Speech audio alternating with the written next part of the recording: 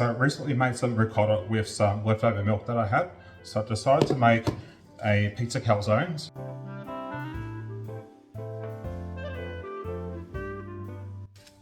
So I'll be making my calzone with some frozen pizza dough that I have in the freezer. So what I'll do is when I make my pizza dough, after the second ferment and I have balled it all up, I'll wrap it in cling film and just put it into the freezer. And then the day that I actually want to make pizza, I'll remove it from the freezer that morning and I'll put it on just on the bench and just let it come to room temperature, and then we can use it as normal. So the first thing we need to do is go light the pizza oven. So I've got a uni pizza oven. If you don't have a pizza oven, you can just get a pizza stone really cheap. I think they're only about $20. And just put it into your oven and just get it heating, roaring, nice and hot, okay?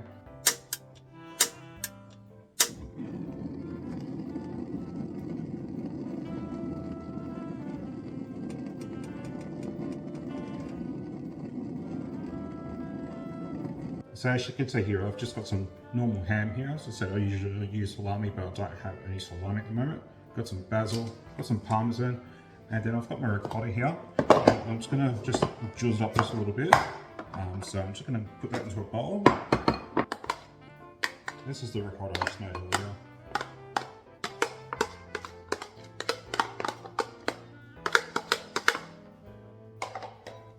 Now, I usually don't salsa it early, so I'm just going to salsa it now. Plenty of salt. And like this pig's Himalayan salt. And then also I'm just going to put plenty of pepper. Oops, cap's still in there.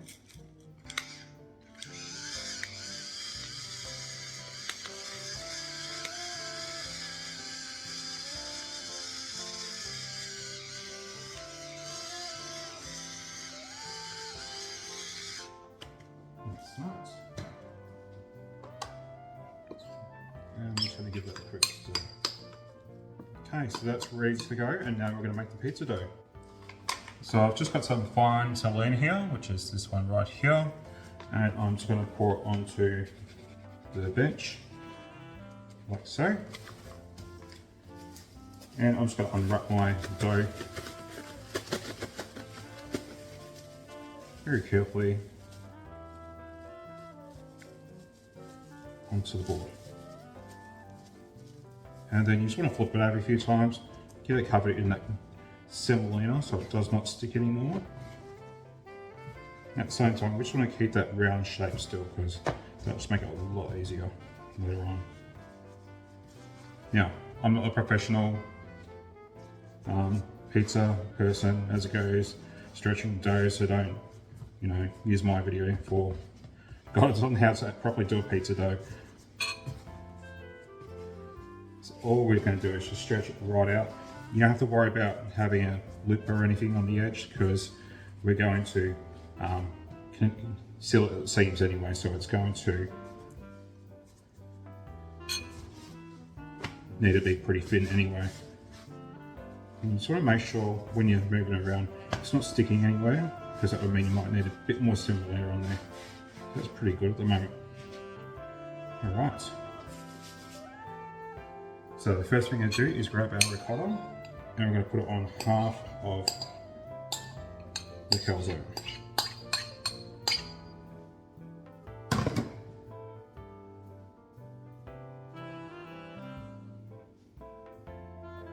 And you just want to leave about half an inch just around the edge. That's for when we seal it. So that's that. And I've got ham here. It's just a packet of ham that I had in the freezer that I've just defrosted. It actually keeps very well in the freezer. Not everyone's cup of tea, but it works for me.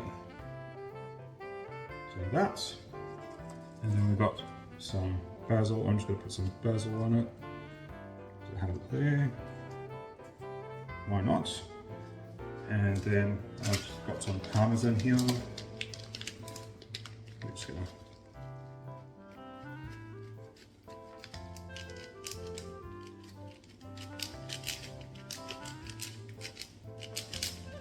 get a little bit of Parmesan. Parmesan there. And that's all I'm going to put in there. As I said, the ingredients are endless. Just make sure not too much liquid or anything with the actual ingredients. So I'm going to fold it over and just give it a good seal.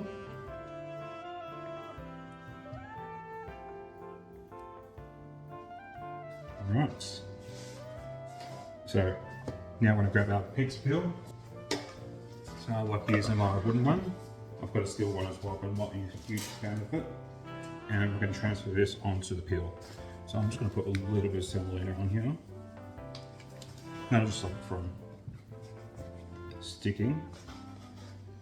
And just to make sure it's moving, just give it a little jiggle. You can say it's moving freely. It means it's not going to stick there. So the last step we're going to do is just grab some pizza sauce. Now I am using the store-bought pizza sauce because I found out my pizza sauce is actually too watery. And it makes the dough actually go soggy. So I'm just using the store-bought one for now, and hopefully when I get some more tomatoes, I will count up a nice thick one.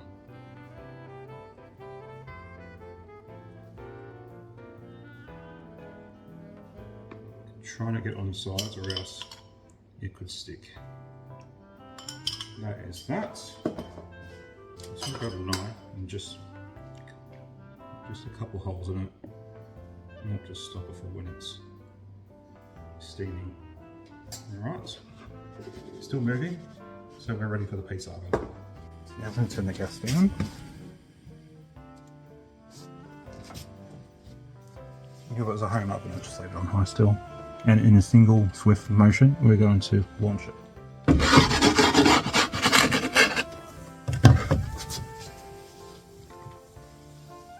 We want to keep it towards the front, because the back will be too hot, so we just want to keep it around the front, and then we'll start rotating it very slowly.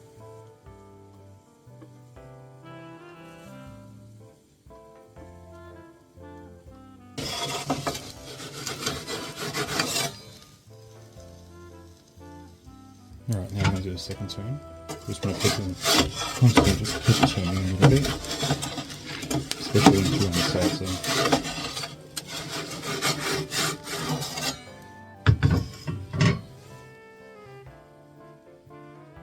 It's looking a little brown, but it'll be fine.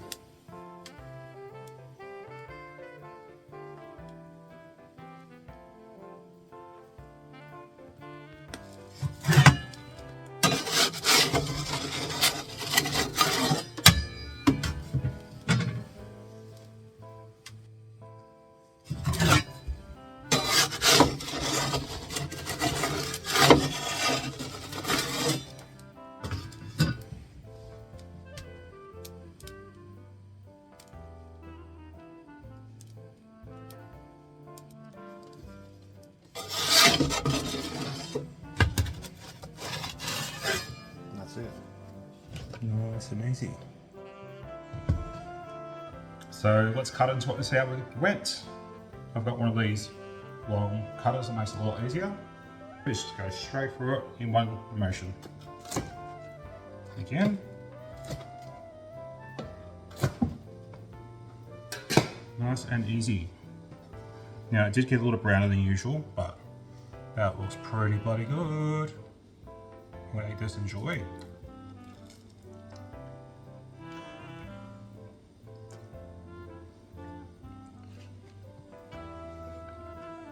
Thanks for watching.